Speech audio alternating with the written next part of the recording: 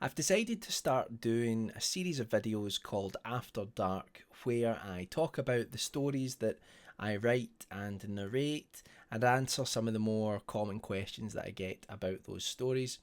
I receive many emails and messages about a lot of the things that I write. I'm really lucky that way to have a great bunch of readers who are interested in my stuff in that way. And I hope that these videos can answer some of those questions. But if they don't, please do leave your questions down below and I will try to get to them in perhaps some sort of addendum video down the line. So the most recent video that I've done a narration in was Off the Beaten Path. And Off the Beaten Path is a story which I wrote about 4 years ago, but it has a long history. Hopefully not a boring history, but it has a long history, and I'd like to talk about it a little bit before I go any further. So, the idea for Off the Beaten Path came from an experience that I had when I was 17 years old. I went on a camping trip with a few of my friends. We cycled all day to get to this place. It's outside of Glasgow. It's a place called Aberfoyle in Queen Elizabeth Forest. And it's not it's a huge area, but it's not like totally remote. There's far more remoter places in Scotland itself, but it's still quite a big area, and especially to me at that age, it was like being in the wilderness in a lot of ways. So we went camping there for a few days. And the reason that we went camping there was because my friend Andy, who was with us, his brother, rather, had found that spot in the woods to camp himself. He'd camped there with a few friends, and he was going to stay for a week. A few of his friends camped with him for a couple of days. Then they left for a few days. Then they came back at the end of the week. But my friend's brother, David, stayed there. And he told Andy, who then relayed it on to me, that each night that he stayed in the forest and lit a campfire, he heard this noise. And it was a strange noise. It was a noise like nothing he'd ever heard before. It was like an animal of some description, but it was more like a sort of shrieking sound. He'd never heard anything like it. And each night that passed, the noise grew closer and closer to his campfire until the last night, where it was almost on the periphery of his fire. So finally, the next day, his friends arrive and the noise never returns. Well, he told us this story. We go and camp in the same place inside the woods. You shouldn't really light a campfire in the woods, but the rain was torrential. We couldn't camp out in a clearing, so we camped in between the trees. And at night, lo and behold, we heard the same noise. Well, what we think was the same noise, or what I certainly thought was the same noise. And over the passage of a couple of days, the noise grew closer to our campfire. And then we left. I always wonder what would happen if you stayed longer to see whatever it was. And that idea stuck in my head. Also the idea of my friend's brother out there on his own in the darkness. No mobile phone signal. No way of communicating with the outside world. That's enough to give you pause. We all hopefully have rational yet skeptical minds, but there's always that question of what is that noise? What is that shadow over there? And because of that, I wrote Off the Beaten Path. That's where the idea came from. It took many forms over the years before I actually wrote the story as it is now. Originally, it was actually part of a film script that I'd written, a feature-length film script, which I'm hoping that we will make one day for this channel, and you can all enjoy it or not enjoy it, whatever your fancy is. But hopefully, we'll get to make this film at some point. But in this film, there was a segment. It was a bunch of different stories, like an anthology horror film. A group of friends having a game of poker, and they all start talking to each other. And they realise throughout the course of the night that each of them has had a dream about someone at the table. A dream where each person comes to a rather terrible or horrible end. So the film was going to be each character telling the story or telling the dream, and we would see that play out. And there was one segment which was going to star my friend Stuart. If any of you have followed my stuff for way before bedtime and all that, you'll know that I did a little horror film called The Figure, and we're going to put it on this channel at some point. It's a bit, it's not as good as the stuff that we do now, but I'm still quite proud of it and I still enjoy it. So I think we're going to repackage it and put it on the channel at some point. But anyway, my friend Stuart, who starred in that, was going to star in this segment because he really was into his mountain bikes.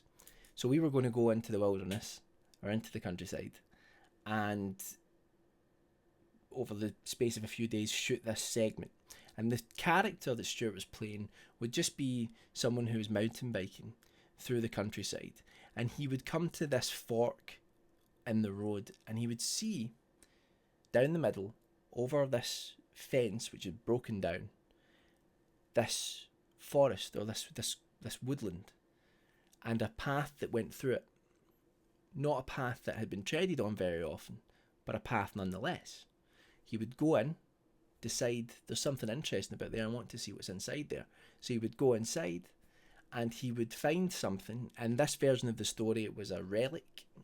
It was a dagger, I believe, if I remember rightly. An old rusted dagger that he would then take with him. And lo and behold, something comes out of the trees and follows him everywhere he goes. And he's trying to get home out of the wilderness before this thing catches up with him, to try and reclaim what he'd taken. So that was the idea, and the story itself has that same structure. We have Rob, the main character. He's camping and mountain biking in the Scottish countryside on his own. He finds this strange, isolated pocket of trees in this valley somewhere. He goes in and he sees this, grave, really, which has all these stones piled up on top of each other. And he takes a black axe head that he finds made of flint. Incidentally, the description of that is because my dad gave me an axe head like that when I was younger. So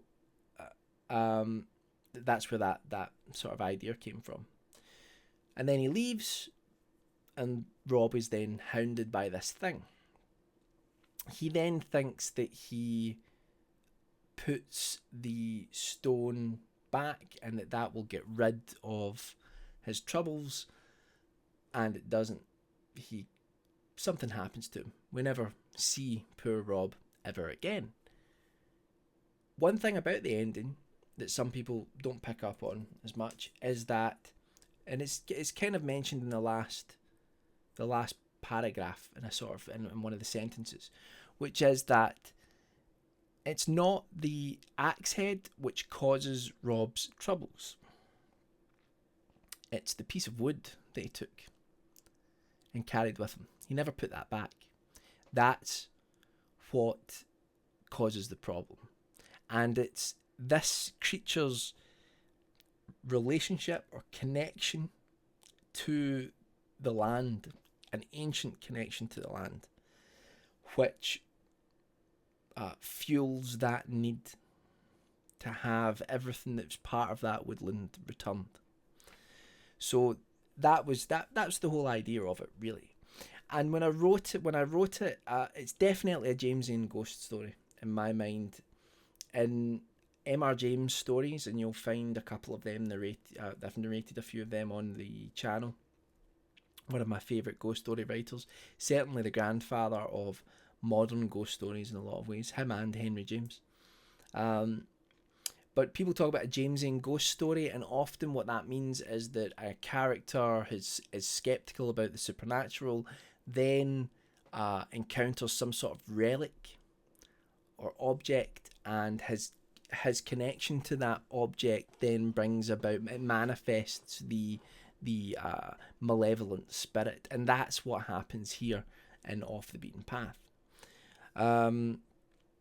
So it's very much a James and Ghost story in my mind. A lot of people talk to me about Lovecraft with this story. I didn't feel that it was a a real Lovecraftian story. I don't really feel that. I think the reason that people sometimes feel that in my stories is because I'm more influenced by a writer called Algernon Blackwood, and Algernon Blackwood influenced H.P. Lovecraft in a lot of ways, and Algernon Blackwood wrote in very heavily descriptive prose to build tension and dread, and I kind of do that as well. I don't do that as much now as I used to. I've sort of pulled back because I think I was doing it too much in some of my earlier stuff. You can look at an early draft of Off the Beaten Path, and it's too dense, I think, descriptively. I think a lot of my early stories are too dense descriptively, and I've since went back and rewritten them and changed a few things, and I think it makes them flow better. It's more enjoyable for the reader. I've yet to do that for On a Hill, but that's coming because I'm going to be doing a second edition of that soon. So another part of the story, or a big part of the story, is that it's really about Scotland. It's about Scotland's ancient past. And in an early draft of the story, there was mention of the Picts. Now, the Picts were a race of people, or a group of people in Scotland around about 1500 years ago, and they disappeared. They've left evidence of themselves, but they kind of disappeared. Most probably they were either conquered by the Celts and other groups, and then or just assimilated in some way, not like the Borg, assimilated in terms of being the population being absorbed. But in my mind, it's always been a little bit of a mystery, and I like that. I like the idea that, what happened to these people? Where did they go? And in early versions of Off the Beaten Path, it explores that a little bit. Where did the Picts go? This grave essentially is something left over by them, and it's kind of implied in some ways that maybe it's guarding the place, or maybe it's some sort of vengeful, possessive king of the past who laid claim to the entire land and doesn't take kindly to people taking his belongings. I'm not entirely sure. I mean, that leads us to the fact that my interpretation of the story, it does not mean it's the right interpretation. Writers very rarely know what they're writing. A lot of it comes from the subconscious, and I can think I'm writing about one thing, but really I'm writing about something else. So your interpretation is just as valid as mine. I took a lot of the Pictish stuff out because it wasn't necessary. Okay, it added a nice kind of flourish in a way, but I felt that to really capture the isolation of the story, this character in the middle of nowhere encountering something from the ancient past, that it's better that he doesn't really know much about it, because the impact of it is greater, I think, if just this mysterious thing happens to him. And in that way, it is kind of a weird fiction story, in a lot of ways. So that's Off the Beaten Path. It's a story I'm fond of. It was that first run of stories that I released along with like Bedtime and Forgotten Valentine and Tunnels and Pass It On, a bunch of others. So it's got a good place, a strong place in my heart, because it was part of that time when I was first discovering that I could upload stories online, and I was getting great feedback from people. And so from that point of view, it was it was a big thing for me. But it's a story that I think over time has garnered more of an audience, slowly but surely.